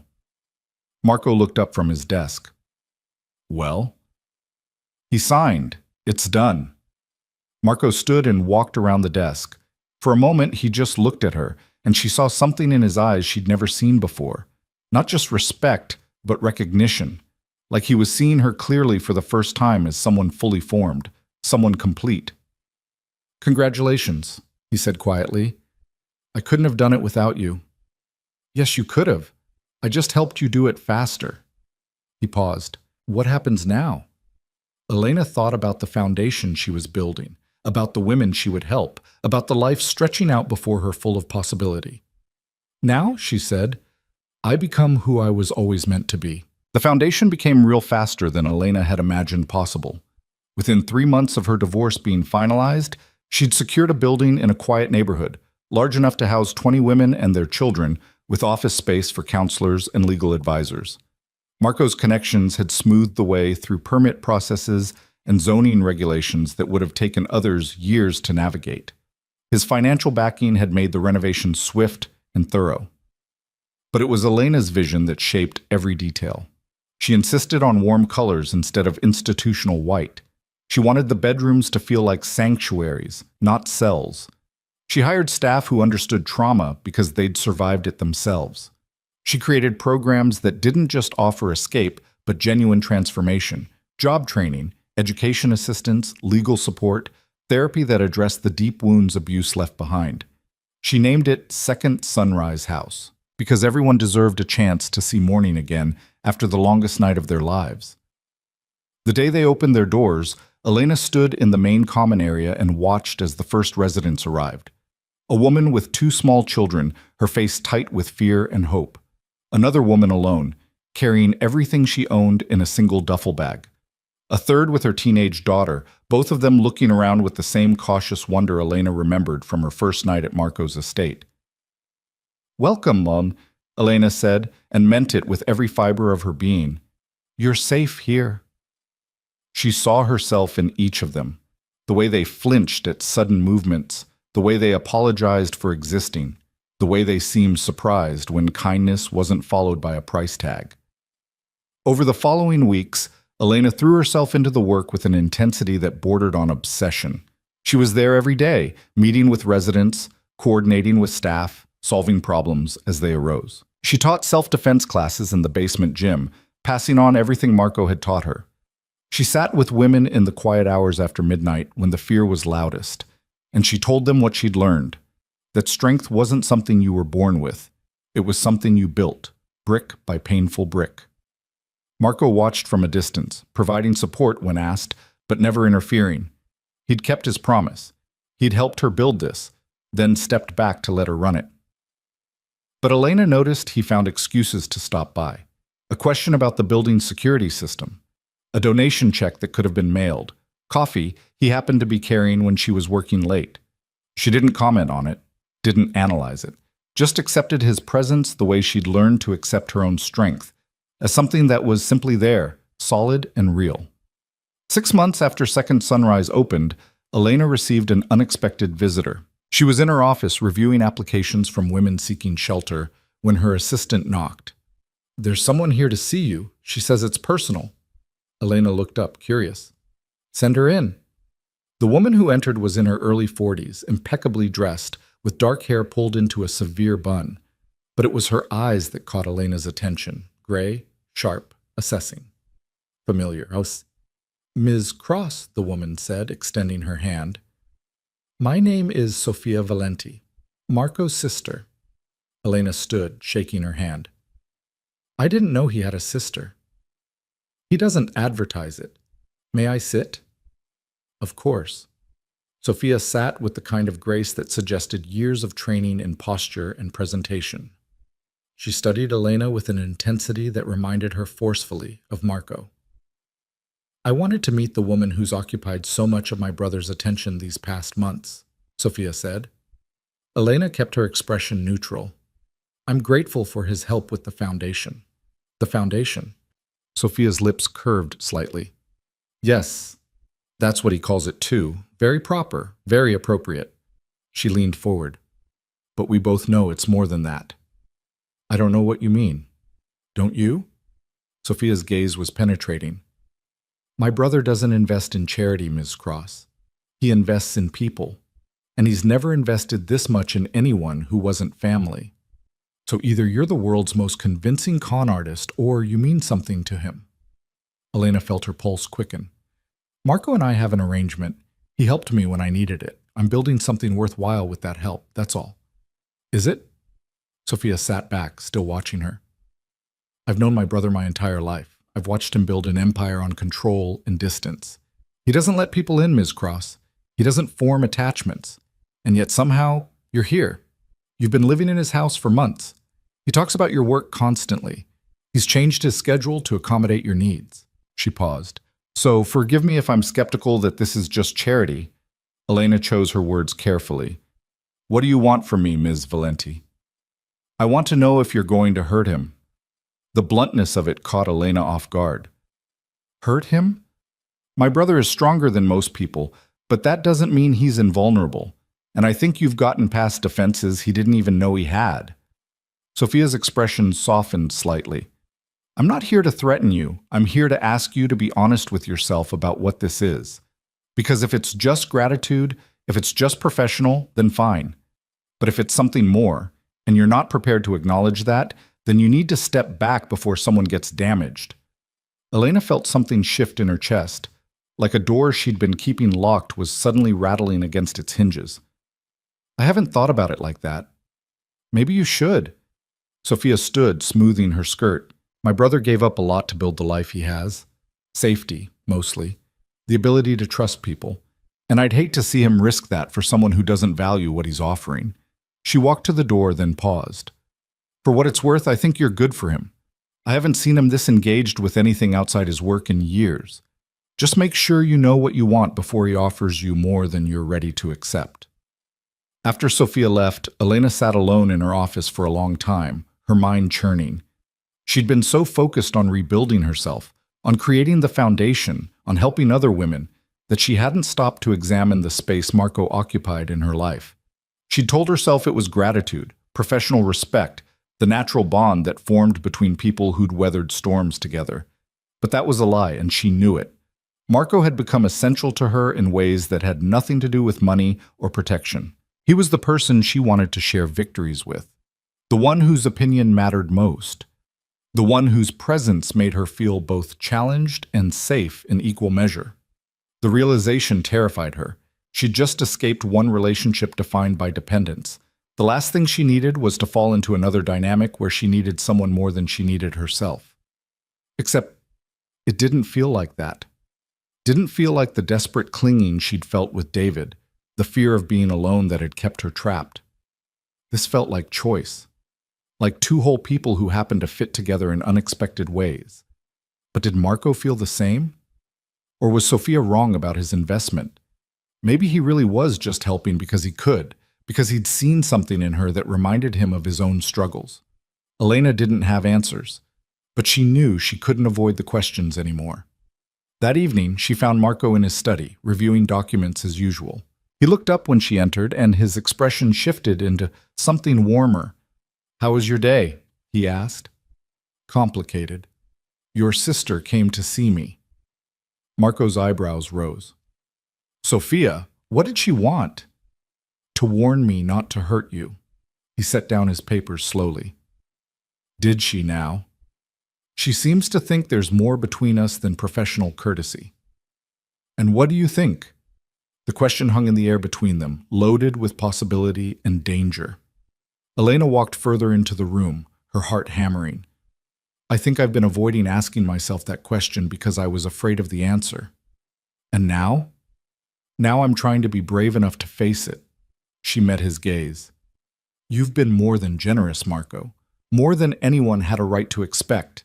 You gave me shelter, training, resources. You helped me build something meaningful, and I'm grateful for all of it. I hear a but coming. But that's not all this is. At least not for me. The words came out steadier than she felt. Somewhere along the way, you stopped being just the man who helped me. You became the person I trust most, the one I want to talk to about everything, the one whose presence makes everything feel possible. Marco stood moving around his desk with deliberate slowness. That sounds dangerous. It terrifies me, she admitted. I just got free from one relationship. The last thing I should want is another one. Then why are you telling me this? Because I'm tired of running from things that scare me, and because I think you feel it too, even if you won't say it. He stopped a few feet away, his expression unreadable. You're right. I do feel it. I've been feeling it for months. But I didn't say anything because you needed space to figure out who you were without someone else defining you. And now? Now you're standing in front of me, whole and strong and entirely yourself, telling me something I've wanted to hear since the night you crawled out from under that table. He stepped closer. But I need you to be absolutely certain, Elena. Because if we do this, if we cross that line, there's no going back to professional courtesy. And I won't be someone you settle for because I'm safe or familiar or convenient. You're not safe, Elena said. You're one of the most dangerous men I've ever met. But you're also the most honest. You've never lied to me, never tried to manipulate me, never treated me like I was fragile or stupid. You've pushed me to be stronger while respecting my autonomy, and that's not convenient, it's extraordinary. Marco's control cracked just slightly, something vulnerable showing through. You're asking for something I don't know if I can give. I'm not good at relationships, Elena. I'm good at control, at distance, at keeping people at arm's length. What if I hurt you without meaning to? Then I'll tell you, and we'll figure it out. Like adults. Like equals. She closed the remaining distance between them. I'm not asking for perfect, Marco. I'm asking for real, for honest, for a partnership between two people who know exactly what they're choosing. He looked at her for a long moment, and she could see the war happening behind his eyes. The instinct to protect himself versus the desire to reach for something genuine. Finally, he raised his hand and touched her face, his thumb brushing her cheekbone with unexpected gentleness. You're sure about this? More sure than I've been about anything in my life. He kissed her then, and it was nothing like she'd expected. Not desperate or demanding, but deliberate and deep, like he was memorizing the shape of her mouth, the taste of her breath. His hand slid into her hair, and she felt his control waver, felt the intensity he usually kept locked down bleeding through. When they pulled apart, both of them were breathing hard. We should talk about this, Marco said, his voice rougher than usual. Set boundaries, establish expectations.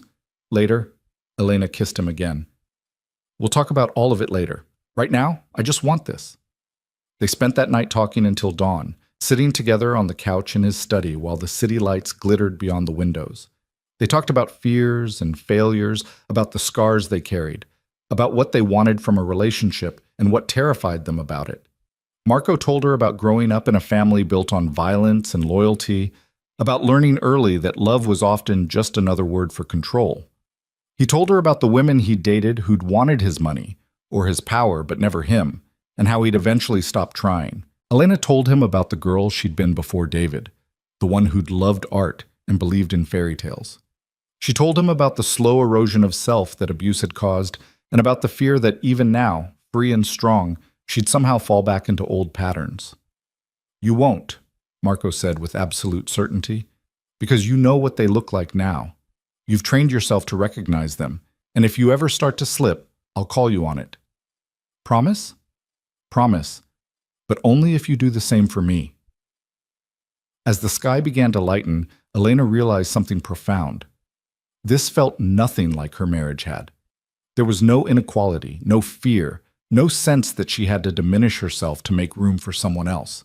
This felt like partnership, like two people who'd both survived hell choosing to build something better together. Over the following months, they navigated the relationship with the same care they'd brought to everything else. They kept it private at first, not because they were ashamed, but because they wanted to understand it themselves before dealing with outside opinions.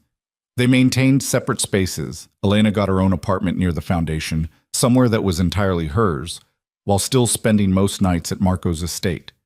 They argued sometimes, both of them too strong-willed to avoid conflict, but they argued fairly, without cruelty or manipulation, and they always came back to each other once the heat had faded. The foundation continued to grow. Within a year, Second Sunrise House was operating at full capacity, with a waiting list of women seeking shelter. Elena hired more staff, expanded programs, and began planning a second location. She became a voice in the community for survivors of domestic violence, speaking at events and fundraisers, using her story to help others find courage. Marco continued running his empire, but he shifted some of his focus. He started vetting his business associates more carefully, cutting ties with anyone involved in human trafficking or exploitation. He funded other organizations doing similar work to Elena's.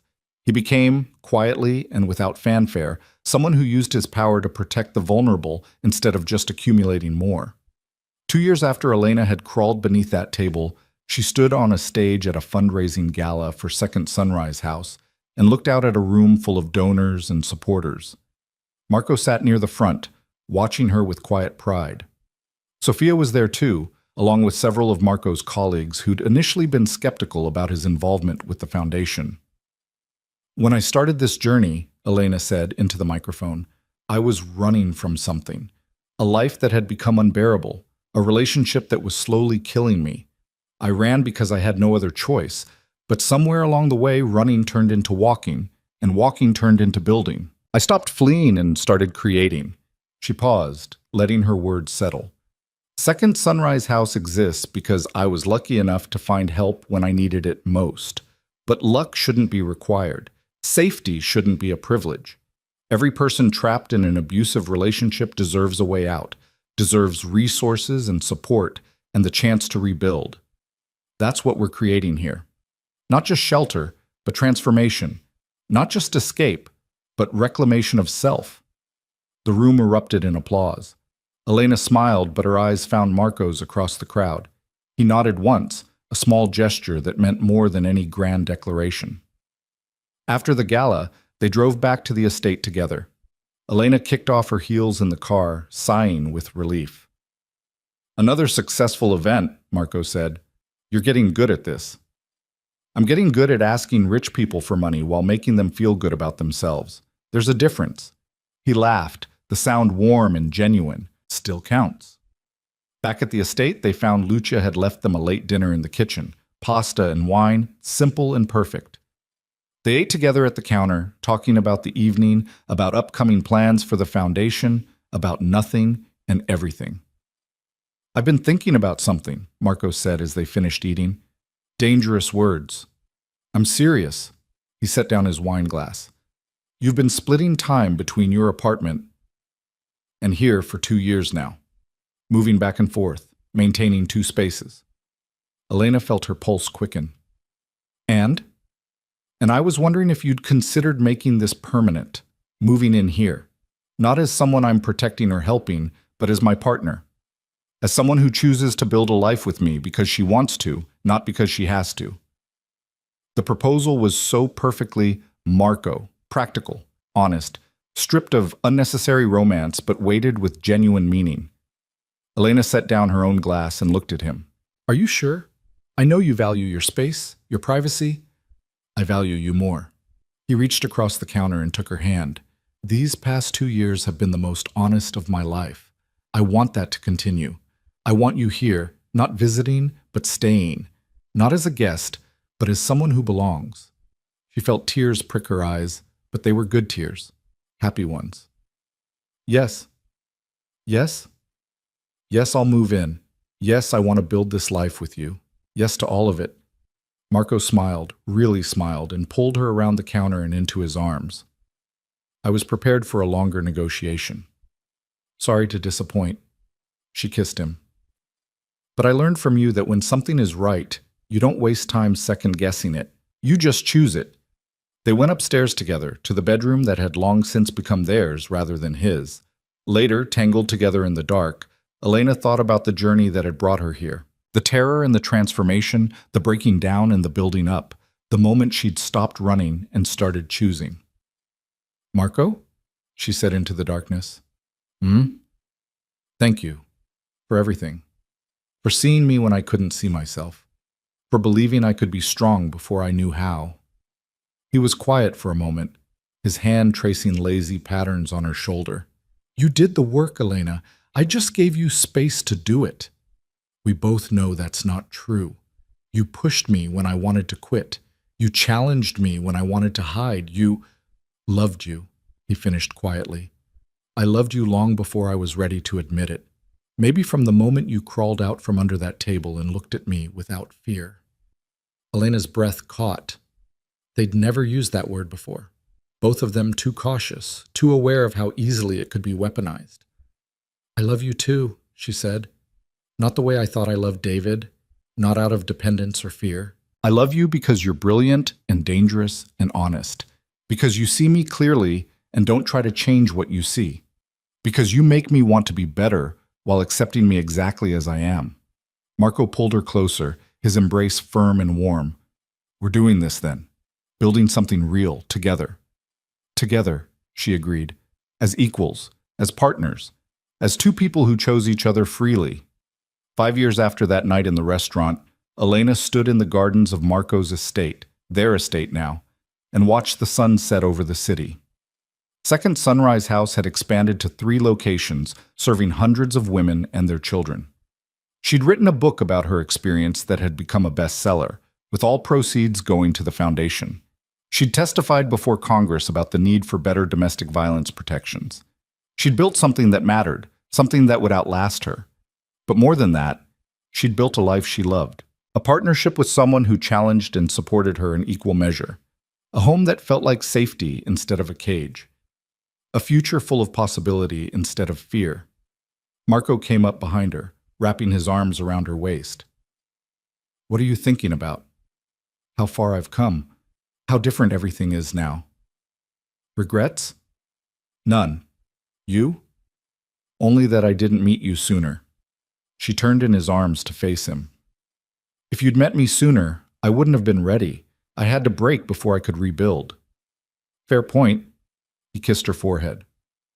"Sophia called. She wants to know if we're coming to dinner next week." "Tell her yes. And tell her I said thank you." "For what?" "For caring enough about you to warn me not to hurt you. She was right. You did offer me more than I was ready to accept. But I'm ready now." Marco studied her face, his gray eyes warm in the fading light. "What are you saying?" Elena reached up and touched his cheek. "I'm saying that you asked me to move in because you wanted to build a life together. And we have. We've built something extraordinary. But I think we could build something even better." Understanding dawned in his expression.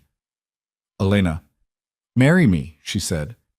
"Not because I need you, not because I'm afraid of being alone, but because I choose you. Every day, in every way that matters, I choose you. And I want to make that choice official." For the first time since she'd known him, Marco looked genuinely surprised. "You're proposing to me." "I am. Is that a problem?" "No, but I had a whole plan. Diamond ring, romantic dinner, the works." "So you were going to ask me?" "Of course I was going to ask you. I was just waiting for the right moment." Elena laughed. "This is the right moment. Right here, right now, in the place where you helped me become whole again. This is perfect." Marco cupped her face in his hands, his expression intense. "You're sure marriage is—" "I know what marriage is. I've done it before. This is nothing like that." She met his gaze steadily. "This is partnership, equality, 2 whole people choosing to build something together. I'm not afraid of that anymore." "Are you?" "Terrified," he admitted. "But I'm also sure. More sure than I've ever been about anything." He kissed her deep and thorough. "Yes, I'll marry you." She grinned against his mouth. "Good, because I wasn't taking no for an answer." They were married 6 months later in a small ceremony in the estate gardens, with only close friends and family present. Sophia stood as Elena's witness, tears streaming down her face as she watched her brother promise his life to someone worthy of it. Lucia catered, of course, creating a feast that had guests raving for weeks. But the most moving moment came when 3 women from Second Sunrise House arrived. Graduates of the program who'd rebuilt their lives and wanted to celebrate with the woman who'd helped them do it. They stood in the back, clutching tissues and smiling, living proof that escape was possible, that transformation was real, that survival could become thriving. After the ceremony, as guests mingled and music played, Elena found herself standing with Marco at the edge of the celebration, watching the people they'd brought together. "Happy?" he asked. Deliriously. "You?" "More than I knew how to be." He pulled her close. "Thank you for choosing me. Thank you for being worth choosing." They danced as the sun set. 2 people who'd found each other in the darkest moment and built something luminous together.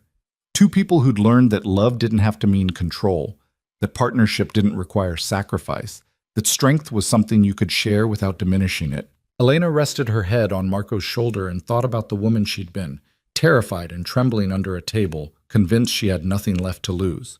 If she could go back and tell that woman what was coming, she wouldn't believe it. Wouldn't believe that the dangerous man who'd spared her that night would become her greatest ally, that the terror of leaving would transform into the power of choosing, that the end of one story would be the beginning of something extraordinary. But she didn't need to go back. She was exactly where she needed to be, in Marco's arms, surrounded by people she loved, building a future she'd designed herself. As the last light faded from the sky and the stars began to appear, Elena made a silent promise to every woman still hiding, still afraid, still convinced that escape was impossible. She promised to keep building, keep fighting, keep creating spaces where transformation was possible, because she knew the truth now. The truth she'd learned in the hardest way possible and then taught to hundreds of others. You were never as powerless as they made you believe. You were never as broken as they claimed. And when you finally found the courage to run, to fight, to choose yourself, you'd discover that survival was just the beginning. The real story, the one worth living, started the moment you stopped running and started burning bright enough for the whole world to see. And Elena Cross, standing in her garden with her husband and her hard-won freedom, burned brighter than she'd ever dreamed possible.